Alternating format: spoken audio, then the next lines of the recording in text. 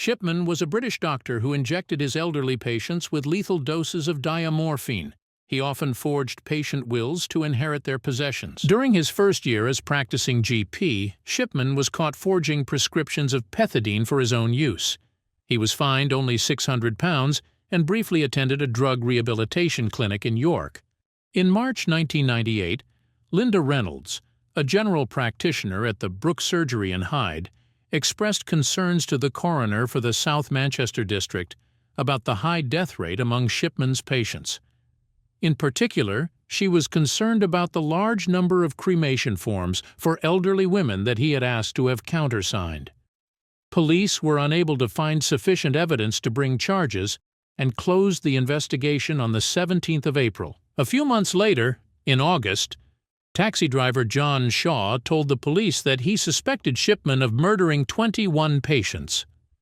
Shaw became suspicious as many of the elderly customers he took to the hospital, while seemingly in good health, died in Shipman's care. Shipman's last victim was Kathleen Grundy, a former mayor of Hyde who was found dead at her home in June 1998. He was the last person to see her alive. He later signed her death certificate, recording the cause of death as old age. Grundy's daughter, solicitor Angela Woodruff, became concerned when a fellow solicitor informed her that a will had been made, apparently by her mother, with doubts about its authenticity. The will excluded Woodruff and her children, but left £386,000 to Shipman. Woodruff went to the police, who began an investigation. Grundy's body was exhumed and found to contain traces of diamorphine, often used for pain control in terminal cancer patients. Shipman claimed that Grundy had been an addict and showed them comments he had written to that effect in his computerized medical journal.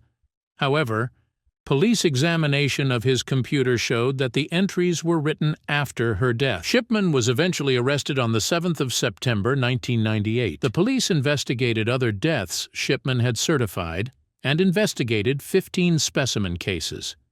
They discovered a pattern of his administering lethal doses of diamorphine, signing patients' death certificates, and then falsifying medical records to indicate that they had been in poor health. In 2003, a medical investigation suggested that statistical monitoring could have led to an alarm being raised at the end of 1996, when there were 67 excess deaths in females aged over 65 years, compared with 119 by 1998.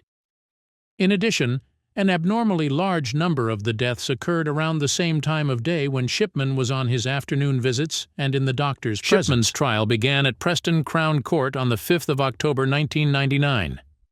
He was charged with the murders of 15 women by lethal injections of diamorphine. On the 31st of January 2000, after 6 days of deliberation, the jury found Shipman guilty of 15 counts of murder and 1 count of forgery. Mr. Justice Forbes subsequently sentenced Shipman to life imprisonment on all 15 counts of murder. It is estimated that Shipman had 215 victims, though the true number may be higher. On the 11th of February, 11 days after his conviction, Shipman was struck off the medical register by the General Medical Council, the GMC. Shipman hanged himself in his cell at HM Prison Wakefield on the 13th of January 2004. The day before his 58th birthday. The GMC charged 6 other doctors who signed cremation forms for Shipman's victims with misconduct, claiming they should have noticed the pattern between Shipman's home visits and his patients' deaths.